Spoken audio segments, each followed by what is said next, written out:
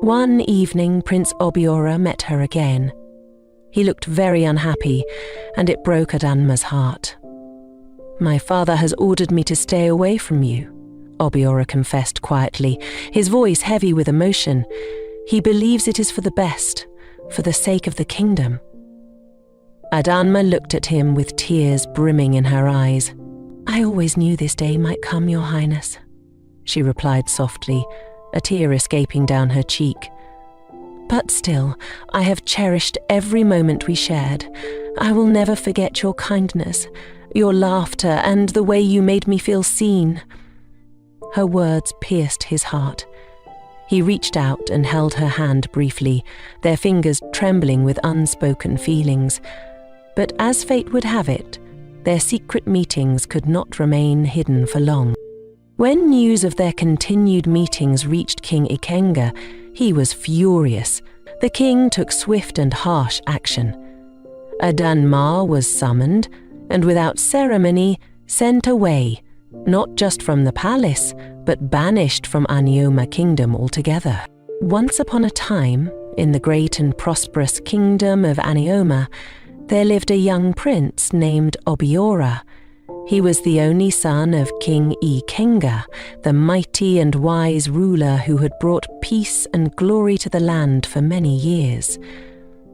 As the heir to the throne, Prince Obiora was groomed from childhood to become a great leader, educated by the finest scholars and trained by the most skilled warriors.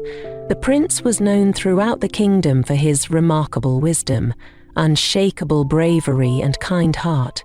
His subjects adored him, not just because he was their future king, but because he genuinely cared for them. Prince Obiora had everything a young man could ask for: immeasurable wealth, power, honor, and the loyalty of his people. Yet, despite all these, he was not entirely a happy man. Behind his regal smile and princely robes, he often battled an inner emptiness.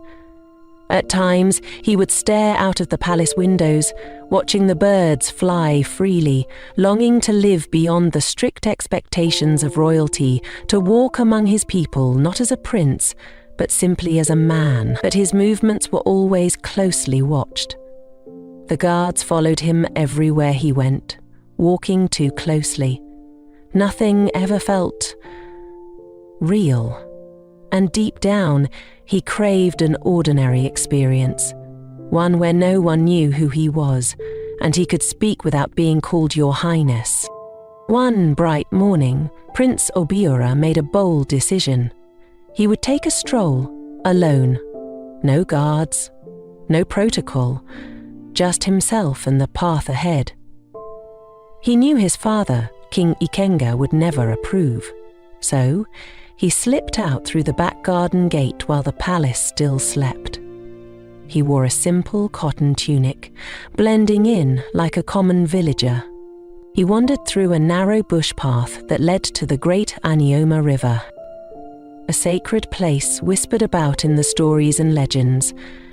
As he approached the riverbank, he heard someone singing. The voice was soft and soulful, a melody that seemed to blend with the rustling of the trees and the babbling of the river itself. Curious, Prince Obiora stepped closer, careful not to disturb the moment.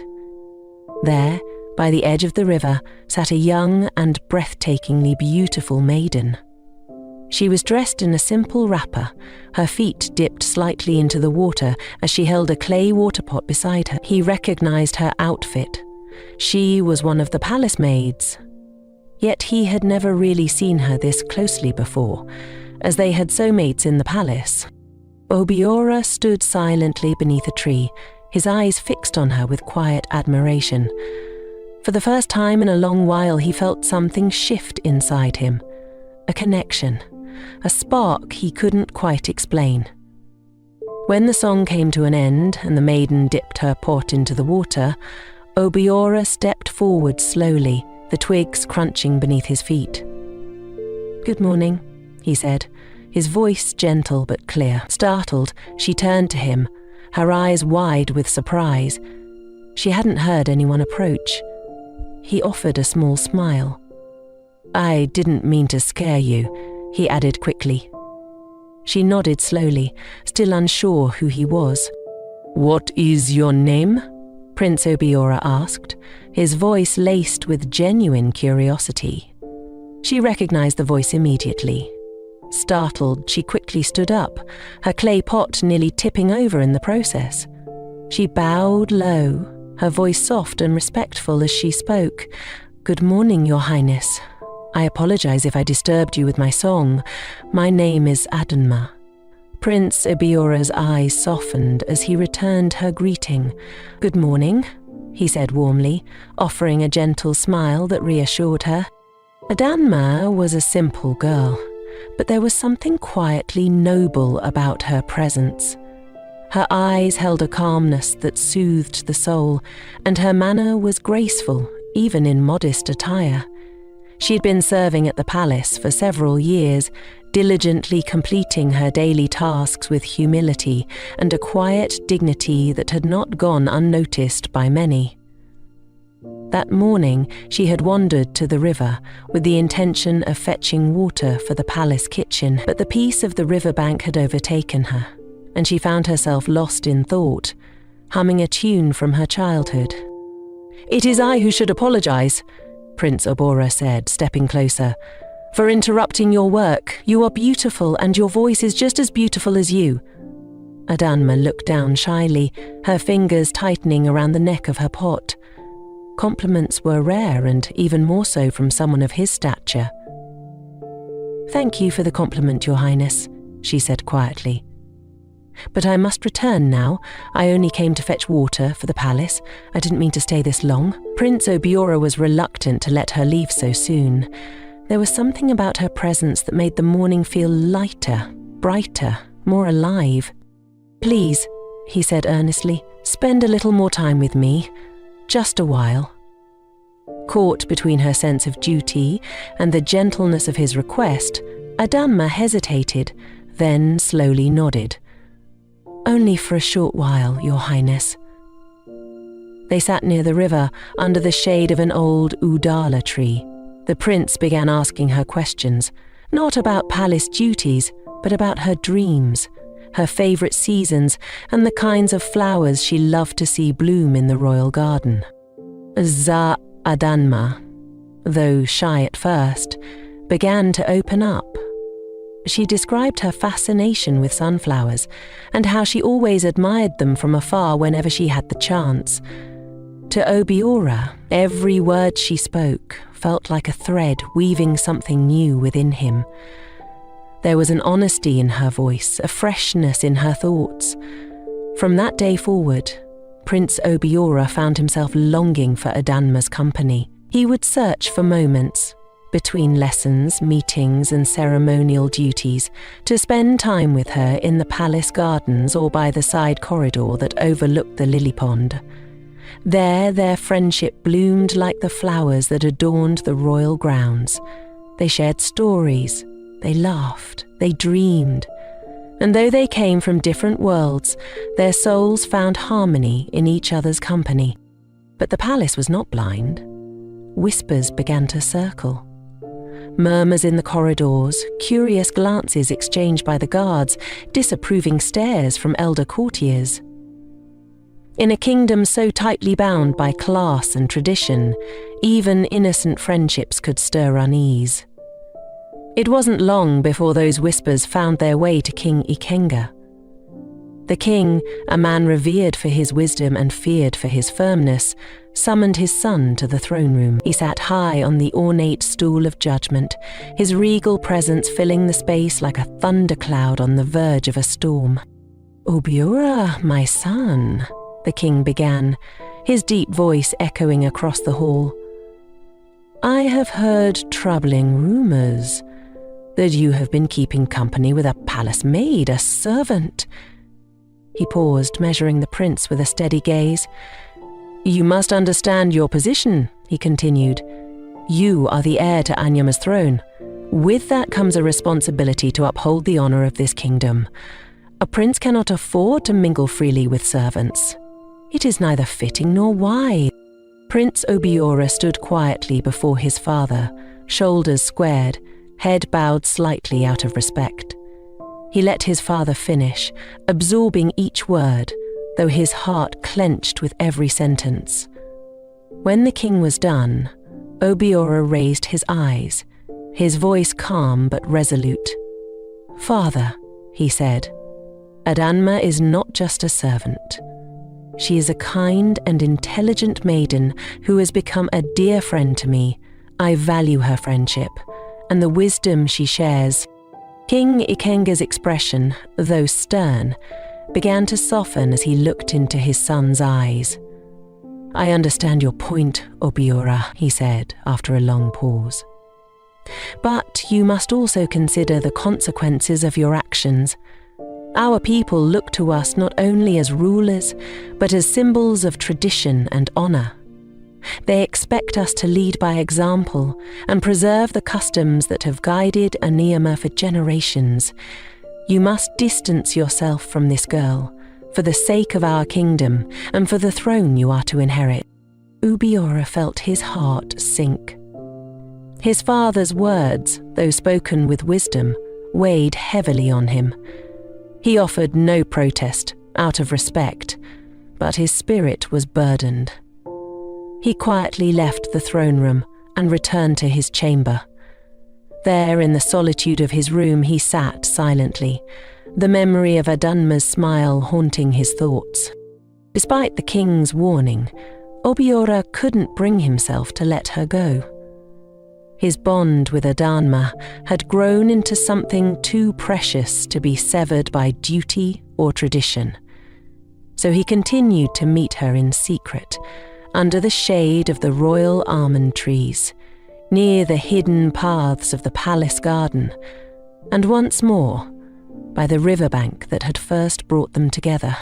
One evening, Prince Obiora met her again. He looked very unhappy, and it broke Adanma's heart. "My father has ordered me to stay away from you," Obiora confessed quietly, his voice heavy with emotion. "He believes it is for the best, for the sake of the kingdom." Adanma looked at him with tears brimming in her eyes. She had always known that their time together might be brief, but knowing didn't lessen the pain. "I always knew this day might come, Your Highness," she replied softly, a tear escaping down her cheek.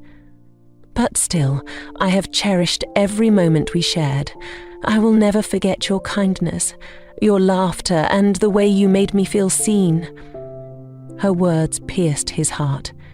He reached out and held her hand briefly, their fingers trembling with unspoken feelings. But as fate would have it, their secret meetings could not remain hidden for long. When news of their continued meetings reached King Ikenga, he was furious.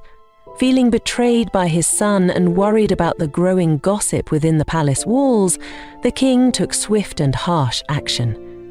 Adanma was summoned, and without ceremony, sent away, not just from the palace, but banished from Anioma Kingdom altogether. Prince Obiora was devastated. When he heard the news, he stormed into the royal court, but it was too late. Adanma was already gone. Grief-stricken, he locked himself in his chamber. Days passed, and the prince refused to speak to anyone. Food trays brought to his room remained untouched. His mother, the queen, tried her best to cheer him up, but he remained unmoved. Every day he sat near his window, staring into the distance, hoping for a glimpse of her, knowing it would never come. What the king and the entire kingdom of Anioma did not know, however, was that Adanma was not just a poor palace maid. She was the daughter of Nenena and Okonkwo, the wealthiest cocoa farmer in the neighbouring Unnano kingdom. Her mother, Nenena, had tragically passed away shortly after giving birth to her. Her father remarried a woman named Neka, but Neka's heart was full of evil. She hated how much Okonkwo loved his late wife's child. Out of jealousy and the desire to remove Adanma from her path, Neka consulted dark forces and cast a spell on the girl. The charm led 10-year-old Adanma into the forest one night, where she wandered endlessly until she found herself in Aniome Kingdom, with no memory of her past. That was how that she was taken in by the palace and assigned as a maid, her true heritage unknown to anyone, including herself. She had worked in the palace for 12 years until her banishment. After her banishment, Adanma began another journey. Walking from one village to another, unsure of where to settle, she was tired, hungry, and emotionally drained. One afternoon, while passing through a narrow, bushy path, she spotted an old woman hunched over, struggling to lift a large bundle of firewood onto her head. Without hesitation, Adanma approached. "Mama, let me help you," she said, lifting the firewood with ease onto her back. The old woman, grateful and surprised by her kindness, smiled and led the way to her small hut nestled at the edge of a quiet village. "Thank you, my child," the woman said warmly as they arrived. Come in, you must be tired. Let me prepare something for you." Adanma hesitated at first, but her growling stomach made the decision for her. She stepped inside, the warmth of the tiny home a welcome comfort after her long journey. Soon, the old woman served a steaming pot of yam porridge, richly seasoned and smelling heavenly. Adanma ate hungrily, tears welling in her eyes, not just from hunger, but from the rare kindness she had been shown. When the meal was over, she stood to thank the woman, and was about to take her leave, but the woman called her back, reached for a small pouch and handed her a beautiful neck bead. "Take this," she said. "Wear it always. It will guide you, lead you home, and make your father recognize you," the old woman said, in a voice filled with mystery and certainty. She also handed her a bunch of ripe fruits and wrapped more porridge carefully in banana leaves for her journey. "Wherever you are going, my daughter, may the gods watch over you," the woman said, her voice filled with an odd knowingness that made Adanma pause for a moment. With gratitude in her heart and tears in her eyes, Adanma bowed and stepped back into the path, unaware of the destiny that now lay ahead. With renewed hope in her heart, she resumed her journey. After walking for another day under the harsh sun and through winding village paths, Adanma found herself at a bustling market square. The air was alive with the sounds of traders calling out their wares, children laughing, and goats bleating. She moved slowly from one store to another, admiring the beautifully displayed produce and savouring the moment of normalcy. Then, through the market din, a voice pierced the air. "Adanma!" She froze. She turned around. From across the market, a wealthy-looking man was running toward her, his face a mixture of disbelief, hope, and unspeakable joy. Before she could process it, he reached her and wrapped her in a tight, trembling embrace. "Adanma, my Adanma," he whispered, his voice breaking. He reached into his pocket with shaking hands and pulled out a small object. It was a bead identical to the one around Adanma's neck. At that moment she knew. She had found her father.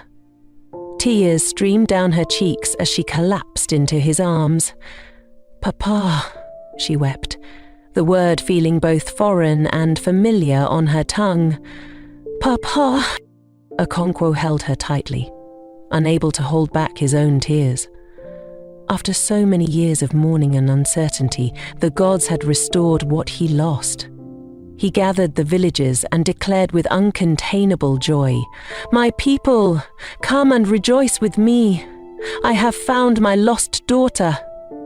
The compound quickly filled with neighbours, friends and relatives who danced, clapped and sang praises. Palm wine was poured, drums were beaten, and the entire village buzzed with celebration. Meanwhile, Neka Adanma's stepmother was away at her farm, unaware of the unfolding miracle. When she finally returned, she noticed the large gathering and the celebratory singing. Confused and suspicious, she asked, "What is going on in my compound?" "Your stepdaughter has returned," someone told her casually. Necca's eyes widened. In that instant, Necca dropped to her knees, her legs trembling, her lips quivered, and before anyone could ask, she began to confess in a loud, anguished voice. I was the one," she sobbed. "I sent her away with charms. I was jealous of how my husband loved her. I didn't mean to harm her. I only wanted her gone so I could enjoy my marriage." Gasps of disbelief echoed across the compound. Okonkwo stood rooted in shock, his hands clenched in quiet rage. The betrayal cut deeper than any blade. News of the confession spread like wildfire and soon reached the ears of the king of the village. The matter was brought before him in council, and in accordance with tradition and justice, Necca was banished from the kingdom. Her belongings were packed, and she was escorted out, never to return again. After the dust settled, Adanma sat with her father and recounted all that had happened during her years in Anaoma. She spoke of the palace, of her duties, of the king, but most importantly, she spoke of Prince Obiora. "He loved me, Papa," she said with tears in her eyes. "And I loved him too. We shared something pure and true, but we were torn apart by circumstance. Now I don't know if I'll ever see him again." Back in Onyoma Kingdom, time had done nothing to dull the prince's longing. Day after day, the king presented Prince Obiora with beautiful maidens from across the land, daughters of chiefs, princesses from neighboring villages, noble ladies with beauty and charm. But he refused them all. "It is either Adanma or no one," Obiora declared firmly, his voice unwavering. The king grew weary. He watched his son, once cheerful and radiant, now solemn and withdrawn. He began to question the choice he had made in the name of tradition. Desperate to restore his son's joy, the king turned to the queen. "Please," he said, "talk to him. Maybe he will listen to you." The queen did as requested. She sat with Obiora, reasoning with him gently, reminding him of his duties as the future king, of the expectations of the kingdom, but her words met the same quiet resistance. "My heart is not a throne to be inherited," Obiora said. "It belongs to her, and only her." About a year had passed since Adanma's banishment. One hot afternoon, Onyoma Kingdom received foreign guests, white men who had come with a business proposal. They wished to build a coffee-making company in the kingdom, and the king, eager for development and prosperity, embraced the idea. Construction began immediately. When the factory was complete, the white men requested cocoa in large supply for their operations. Unfortunately, cocoa was scarce in Onyoma. During a council meeting, one of the senior chiefs spoke up. "Your Majesty, I know of a wealthy cocoa farmer in Mbano. His name is Okonkwo. He owns several plantations. If anyone can supply what we need, it is him." The king agreed without hesitation and assigned a group of trusted men, along with 2 palace guards, to make the journey to Mbano and arrange the purchase of cocoa. They set off at dawn and reached Mbano the next day. Upon arrival at Okonkwo's expansive compound, a young woman, elegantly dressed in a colourful wrapper and adorned with simple coral beads, came out to welcome them. Her smile was gracious as she offered them seats and refreshments before informing her father of their arrival. One of the palace men stared at her, then leaned toward the guard beside him. "Isn't that Adanma?" The guard's eyes widened in recognition. "It is! It's her!" Adanma too recognized the familiar faces. Her heart skipped a beat, but she maintained her composure. The men concluded their business and left with several bags of fresh cocoa pods. But on their return to Animom, the guards could not hold their excitement. "We saw her," one whispered to the others. "Adanma, she is alive. She's living well in Umbano." The news spread quickly through the palace, and when Prince Obiora overheard the conversation among the guards, he stood up at once. "Take me to her," he commanded, his eyes fierce with determination. "Take me to Umbano now." Without informing his father, Prince Obiora set out at dawn, his heart racing with hope and anticipation. 2 loyal palace guards followed closely behind as he journeyed through the thick forests and narrow footpaths that led to the distant Umbano kingdom. He travelled with urgency, his thoughts consumed by only one name: Adanma. When they finally arrived at Okonkwo's compound, Obiora didn't wait for a formal announcement.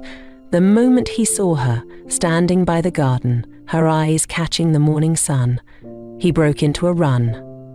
Adanma turned, startled, and before she could speak, he had pulled her into a warm, unrestrained embrace. Tears rolled down her cheeks as she held him tightly. It felt like a dream, like the gods had answered a prayer she didn't dare to whisper aloud. Between joyful sobs, Adanma poured out her heart, telling him all that had happened, how she had wandered, how the old woman had helped her, how the bead had led her home, and how she came to discover her true identity as the daughter of the great Okonkwo. From the doorway, Okonkwo watched the scene unfold. A proud smile tugged at his lips as he witnessed his daughter's eyes shine with the kind of happiness he hadn't seen since her return. It was then that Obiora approached him respectfully, bowing deeply. "My name is Prince Obiora, son of King Ikenga of Anyoma," he said with humility. "Sir, I love your daughter. I have come to ask for her hand in marriage." Okonkwo, moved by the prince's sincerity and the love he saw between the two, nodded without hesitation. "You have my blessing," he said. "All I've ever wanted is my daughter's happiness, and I see it clearly in her eyes now." With joy swelling in his chest, Prince Obiora returned to Anyoma and went straight to his father. This time, his tone was proud and resolute. "Father, I have found my wife," he announced. "She is from the kingdom of Mbano, the daughter of Okonkwo, the wealthiest cocoa farmer." King Ikenga, unaware of the identity of this bride-to-be, beamed with pride. "Ah, you chose wisely, my son. We must begin the rites at once." He sent the queen, along with a council of chiefs, to accompany the prince back to Mbano to perform the traditional marriage rites. When they arrived at Okonkwo's compound, preparations were already underway. The compound buzzed with life. Adanma emerged, clothed in the finest traditional attire, her beauty glowing like the morning sun. When the queen saw her, she paused, stunned.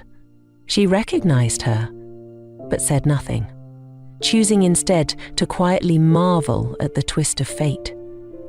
The marriage ceremony was nothing short of majestic. Elders poured libations and blessings were showered upon the couple. Prince Obiora and Adanma were finally joined in a union that felt ordained by the heavens. After the celebration, Adanma returned to Anyoma, accompanied by her father's sister, who stayed with her until she was well settled in the palace. Her presence brought a gentle warmth to the royal household, and soon even the coldest hearts in the palace grew fond of her. When King Ikenga finally heard Adanma's full story, how she was unjustly cast out, how she had suffered, and how fate brought her back to her roots, he was overcome with guilt. With heavy eyes and a trembling voice, he called her forward. "My daughter," he said, placing a gentle hand on her shoulder, "I wronged you. Please, forgive me." Adanma, ever graceful, knelt before him. "I hold no bitterness in my heart, Your Majesty," she replied softly. "Everything happened for a reason." The king embraced her, and the court applauded. Years passed, and Anima Kingdom thrived under King Ikenga's leadership. But as all mortals must, he eventually joined his ancestors. The kingdom mourned his passing with reverence and love. Prince Obiora ascended the throne, and by his side stood Queen Adanma, strong, wise, and beloved by all. Together, they ruled Anioma with justice and compassion. King Obiora was a ruler like no other, one who listened to the cries of the poor, upheld fairness in judgment, and placed the needs of the people above all. Adanma, as queen, became an inspiration of hope for many women in the kingdom. Her story whispered as a reminder that destiny, though delayed, cannot be denied. Thank you so much for watching. If you enjoyed this story, please like, comment, and share. Subscribe and stay tuned for more life-teaching stories.